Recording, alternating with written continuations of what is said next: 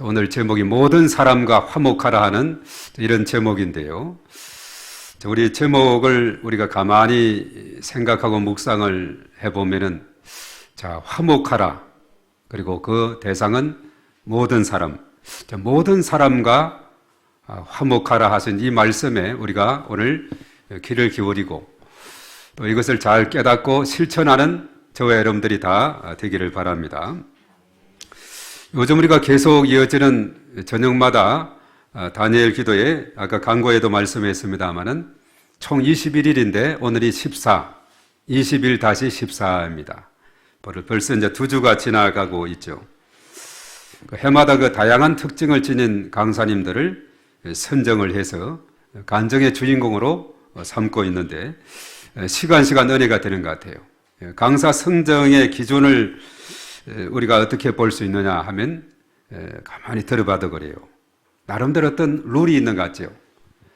예수님을 인격적으로 분명히 만난 자, 그리고 어떤 터닝 포인트가 삶의 전환점이 분명한 자, 체험을 해서 삶을 역전시킨다든가 반전시키는 그 하나님의 은혜를 체험하는 자, 그리고 이제 그의 변화된 삶을 통해서 이제 영향력을 끼치는 이런 사람으로 이제 구성이 되어 있어요. 보면은 분명히 예수님을 인격적으로 만났을 뿐만 아니라 예수님을 통해서 삶의 놀라운 변화를 체험하고 터닝 포인트를 맞아서 이제 변화된 사람으로서 주변에 또 많은 사람들에게 영향을 끼치는 이런 사람들로 이제 다 구성이 되어 있습니다. 그러니까 아무나 강사가 될 수가 없는 거죠. 물론 강사 보면은 지원을 많이 하겠죠. 추천도 많이 받겠죠. 그 중에서 21일 동안 하고 마지막 날은 간증이고 또 첫날은 그 교회 목사님하고 그러니까 19명을 선정해야 되기 때문에 아주 치열한 그런 경쟁이 있을 수밖에 없다는 사실입니다. 자, 우리가 성경의 인물 중에서 인생을 반전시킨 사람들이 많이 있죠. 이 성경을 보면 참 대표적으로 많이 있지만은 다른 나라에 가서 국무총리까지 된 사람이 성경에 보면 몇 사람이 있죠? 3사람이나 돼요. 가장 먼저는 요셉이라는 사람이 형들에 의해서 노예로 팔림을 당하게 되죠. 그래서 보디발의 집에 종으로 팔림을 당했던 그 삶. 그래서 누명을 쓰고 감옥까지 갔던 요셉에게 반전이 일어났죠. 그건 하나님을 잘 섬기고 하나님은 언제나 요셉과 함께 했기 때문에 그에게는 지혜가 뛰어났고, 그래서 왕의 꿈을 잘 해석을 해서 바로 이 꿈의 내용은 7년 풍년 다음에 7년 흉년이다. 풍년이 될 때 잘 곡식을 저장하면 7년 흉년도 문제가 없다. 이것을 탁 제시했을 때 그대가 이 일을 맡아서 하라고 국무총리가 되는 영광을 얻게 되었죠. 다니엘 같은 경우도 그 나라가 멸망이 돼서 유다 땅에서 이제 바벨론의 공격을 받고 포로로 끌려가는 일은 신세가 됐죠. 또 사자골에 들어가서 죽을 뻔했던 그런 위기도 다 지나고 그는 바로 국무총리가 되는 이런 영광을 얻게 되어서 귀하게 쓰임 받았습니다. 여러 왕들이 지나는 동안에 그가 오랫동안 쓰임을 받았죠. 그리고 또 이제 모르드게라는 사람이 있어요. 그는 문지기로 있는데 하만 국무총리격인 이 하만이 지나갈 때마다 그를 절하지 않고 이렇게 뻣뻣이 있으니까 아주 화가 나서 하만이 저 모르드게가 속한 민족이 어디냐, 유대인인 것을 알고 유대인들을 말살시키기로 계획을 했던 그런 상황이 됐는데 그게 놀라운 반전이 일어나게 돼서 사실은 하만은 처형이 되고 모르드게를 처형하려고 세웠던 그 장대에 하만이 처형이 되고 모르드게는 국무총리가 되는 이런 그 놀라운 반전을 우리가 볼 때마다 하나님은 살아계시고 하나님은 역사하고 계시고 하나님이 함께하면 얼마든지 놀라운 역전시키는 하나님인 것을 우리가 깨닫게 된다는 사실입니다. 이 세상과 지구촌에는 다양한 사람들이 살고 있습니다. 이 아시아에는 황인종, 유럽에는 백인종, 또 아프리카는 흑인종, 이런 다양한 인종과 또 다양한 나라에서 언어와 풍습을 지닌 채 살아가고 있는데 근래는 지구촌 세대라 이제 어느 한 지역에만 편중되어 있는 것이 아니라 온 지구촌에 섞여서 살아가고 있어요. 과거에는 대표적인 그 뉴욕 같은 경우, 미국의 뉴욕 같은 경우는 다인종들이 구성이 되어 있다고 이렇게 일찍이 이름이 났었죠. 뭐 싱가포르 같은 경우도 국화가 상징하듯이 여러 줄기에 꽃을 이렇게 피우는 국가이듯이 여러 줄기, 다인종으로 구성이 되었죠. 본토인과 말레이계와 중국계, 뭐 이런 계가 다 모여서 그 나라를 이루고 있는 것을 보게 됩니다. 그런데 우리나라 같은 경우는 우리가 어렸을 때 우리 대한민국은 단일 민족이라고 이렇게 아주 교과서에서도 이렇게 잘 배웠었는데 어느 때 이제 점점 지구촌 시대가 되어서 90년대 중반에 제가 외국인 근로자들을 통계냈을 때 한 20만 명이었어요. 그런데 근래는 한 20년이 좀 지난 지금은 200만 명이 넘는 외국 근로자들이 이 땅에 오게 되고, 그리고 많은 또 이 아시아 쪽에 있는 쪽하고 국제 결혼이 있어서 오늘날에는 다문화 가족들이 우리 주변에 흔히 있게 되는 것이 오늘의 현실인 것을 우리가 보게 되죠. 그래서 10배나 더 많이 늘어났다. 90년대보다 한 20년 그 사이에. 그리고 근래는 코로나19 팬데믹으로 인해서 외국인들이 이렇게 우리나라 들어오기가 쉽지가 않은 그런 가운데 있어서 오늘날 이 농촌의 일손을 보면은 너무나 손이 모자란다는 거예요. 농작물을 거두어들이고 어떤 과일들은 기한 내에 빨리 따드려야 되는데 참으로 일손이 부족하다는 이런 이야기를 듣기도 합니다. 그래서 지금은 이 시대는 하여튼 다양한 계층과 인종과 민족들이 이제 지구촌 시대 뒤섞여 사는 그런 가운데 있습니다. 그래서 다양한 인종, 언어, 문화적인 차이, 그리고 같은 나라 안에서는 지역과 계층, 성격, 환경 등이 다른 사람들이 함께 살아가고 있는 이 세상인데, 오늘 이 말씀은 우리에게 모든 사람과 더불어 화목하라 했는데, 사실 이 말씀을 가만히 우리가 되새겨 보면은 모든 사람과 화목하게 사는 것은 쉬운 일이 아니다 하는 것을 우리가 깨닫게 되는 거죠. 그래서 오늘 이 본문을 읽고 묵상하면서 이 본문의 자체, 이 내용 자체는 그렇게 어렵거나 까다로운 것이 아닙니다. 어떻게 보면 단순한 그런 내용인 것을 봅니다. 우리가 아까 암송 구절도 악에게 치지 말고 선으로 악을 이기라. 아주 짧은 그런 구절이죠. 그런데 이것을 가만히 생각을 해보고 우리의 삶 가운데 이것을 어떻게 적용할 것인가를 생각하면 이것은 그렇게 쉬운 일이 아닙니다.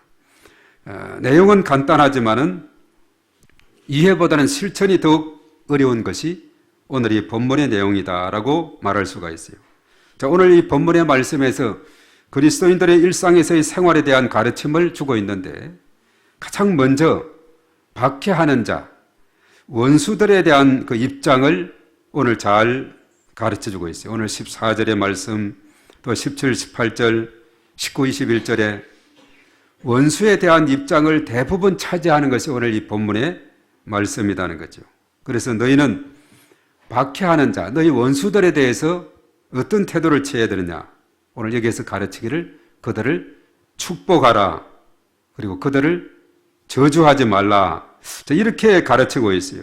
사실 박해자 원수에 대한 올바른 태도를 이해하고 실천한다면 그는 그야말로 성경이 요구하는 의인의 삶이 될 것이고 새로운 신분에 걸맞는 삶이 될 것이고 바로 예수님의 온전한 제자의 삶을 사는 사람이 될 것입니다.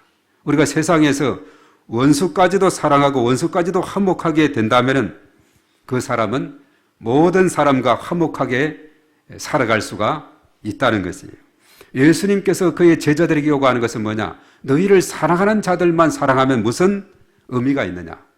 너희를 반대하고 박해하고 원수까지도 이해해서 그들을 사랑하는 이것이 진정한 제자의 삶이고 참된 그리스도인의 삶이다. 이것을 예수님께서 일찍이 깨우쳐주고 있는데, 사실 로마서는 바울의 서신이지 않습니까? 바울이 예수님의 그 가르침을 잘 받았던 바울이 오늘 이 부분에 대해서 어떻게 말씀을 하고 있는가, 우리는 오늘 이 본문에서 잘 파악할 수가 있습니다. 오늘 이 본문의 말씀에서 바울은 교회를 박해하는 자에게 어떻게 하라고 했느냐, 오늘 14절의 말씀을 한 번 더 우리 읽어보도록 하겠습니다. 오늘 그림은 없고, 자, 14절 다 같이 시작.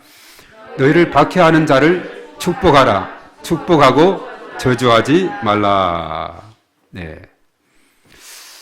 자, 이 말씀을 우리가 들었을 때 우리를 박해하는 자, 또 원수들, 그러니까 그들에 대해서 예수님의 가르침, 또 사도 바울의 오늘 이 가르침은 축복하고 저주하지 말라 이렇게 말하고 있어요. 바울은 성도에게 교회 공동체 안에서뿐만 아니라 세상에서도 사랑을 실천하는 삶을 힘써야 된다 이렇게 강조하고 있죠. 이를 위해서 바울은 교회를 박해하는 자를 축복하고 그들을 저주하지 말라라고 오늘 14절의 말씀 그렇게 말했죠. 자, 이것은 사실은 예수님께서 일찍이 산상수훈의 말씀에서 원수에 대한 입장을 일찍이 말씀했어요. 마태복음 5장 43절 44절에 그렇게 말했죠. 또 내 이웃을 사랑하고 내 원수를 미워하라 하였다는 것을 너희가 들었으나, 이웃을 사랑하고 원수를 미워하라 하는 그런 말을 들었지만은 나는 너희에게 이르노니 너희 원수를 사랑하며 너희를 박해하는 자를 위하여 기도하라. 자, 원수를 사랑할 뿐만 아니라 그들을 위해서 축복의 기도를 해달라. 이런 부탁을 하고 있습니다. 그리고 예수님의 수제자였던 베드로는 뭐라고 했느냐? 악을 악으로 갚지 말라고 그렇게 당부하면서 오히려 그들에게 복을 빌라라고 베드로전서 3장 9절에 이렇게 말했어요.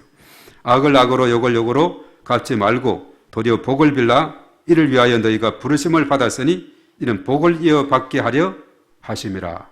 자, 이렇게 오히려 그들을 복을 빌어주고 이렇게 하게 되면은 오히려 그 복을 우리가 이어받게 된다 하는 이런 말씀을 하고 있죠.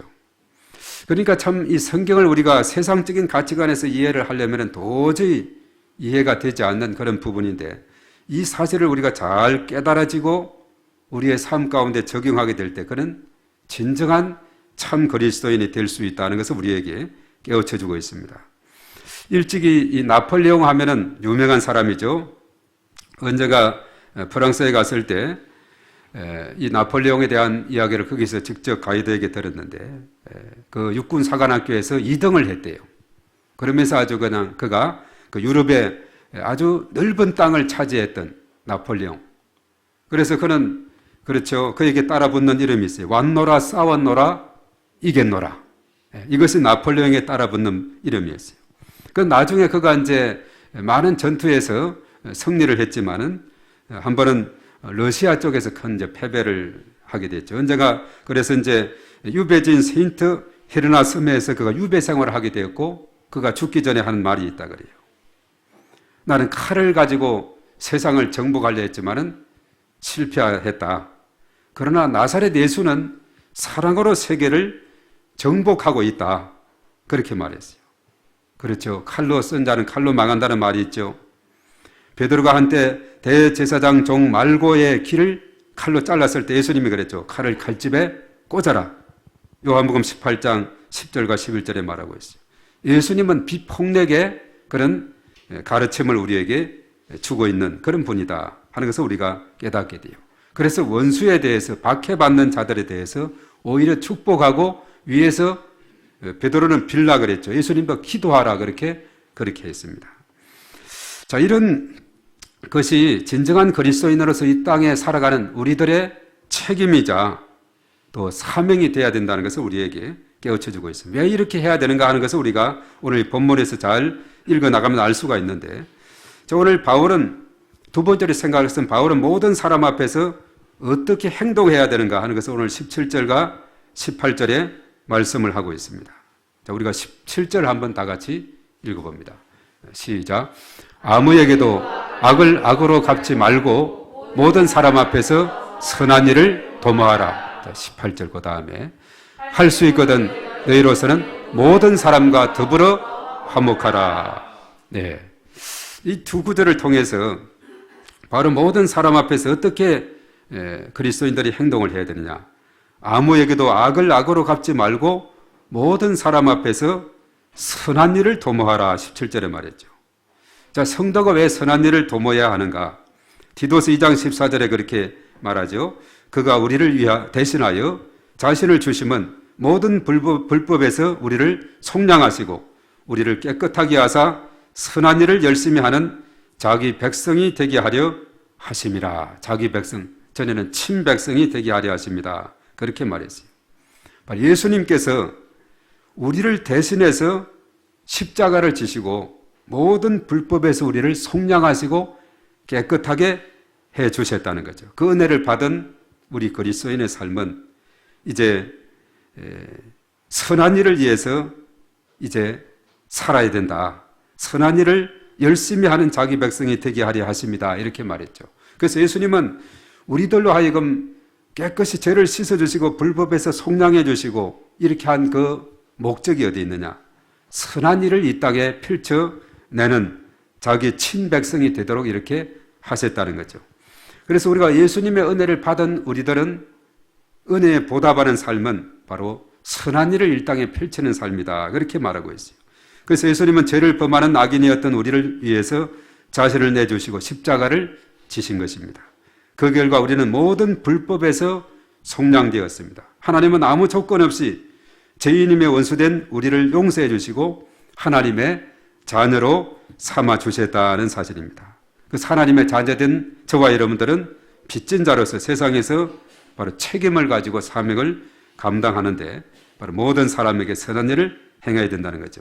그래서 하나님께서는 우리를 깨끗하게 하셔서 자기 백성으로 삼으시고 선한 일을 위해서 살도록 하셨다 했는데 이것이 바로 은혜 받은 자의 책임이다라고 말하게 됩니다. 그래서 18절에 그랬죠. 모든 사람과 더불어서 화목하라 이렇게 말했어요.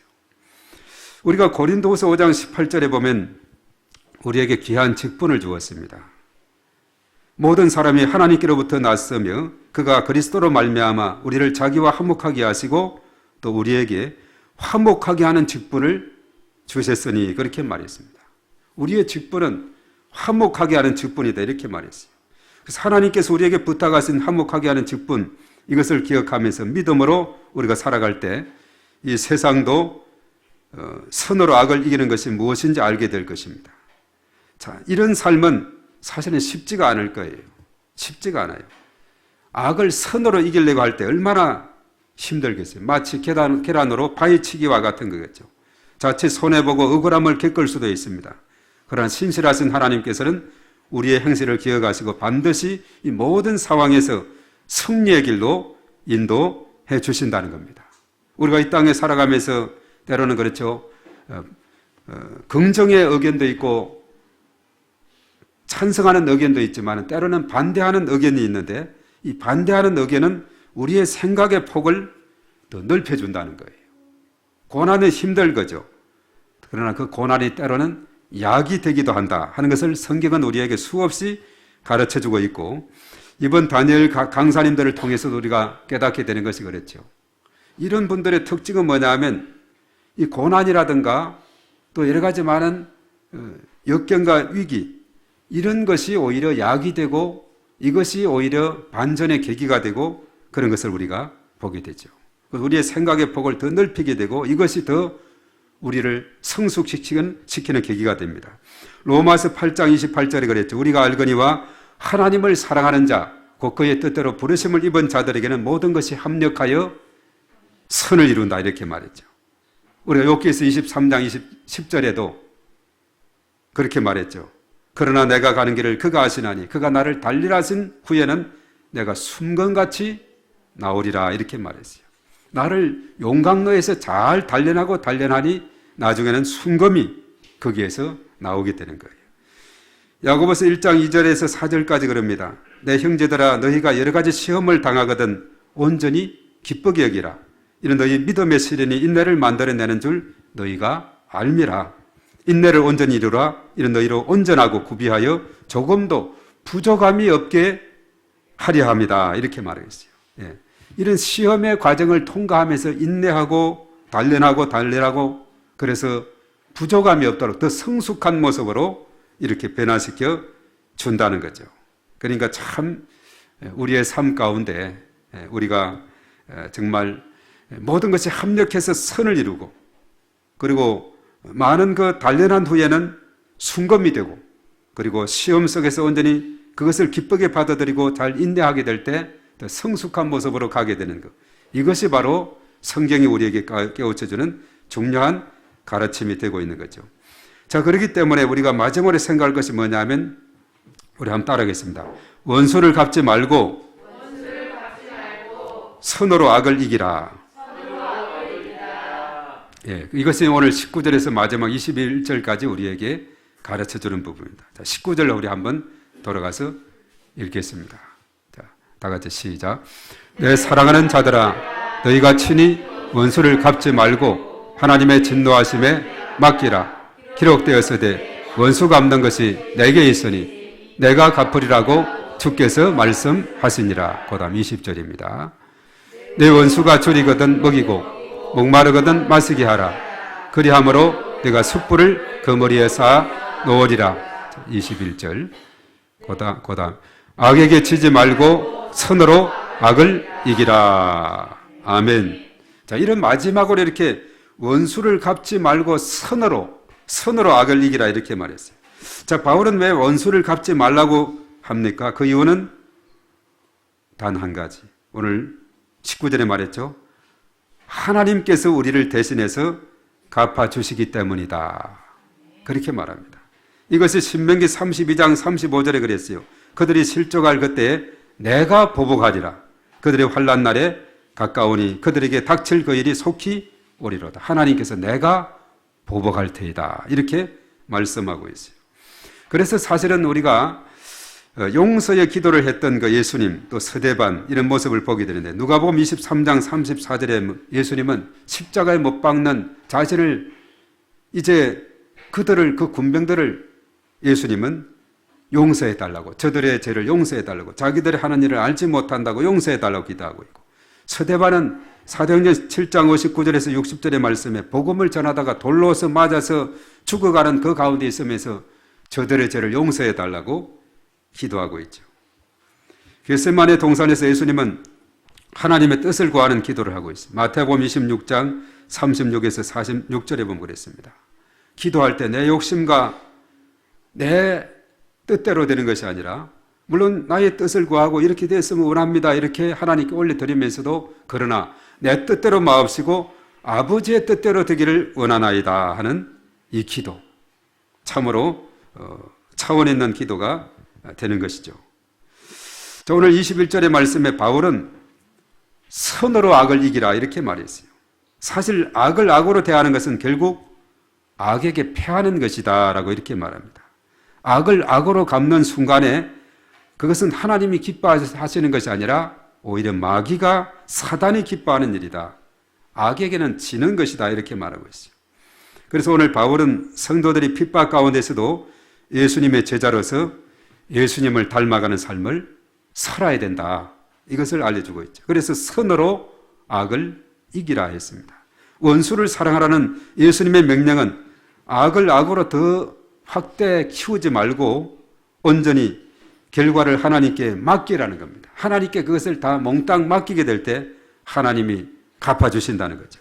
성도가 선으로 악을 이길 때 그것은 진정한 승리를 거둘 수 있다는 것을 우리에게 말씀해 주고 있어요.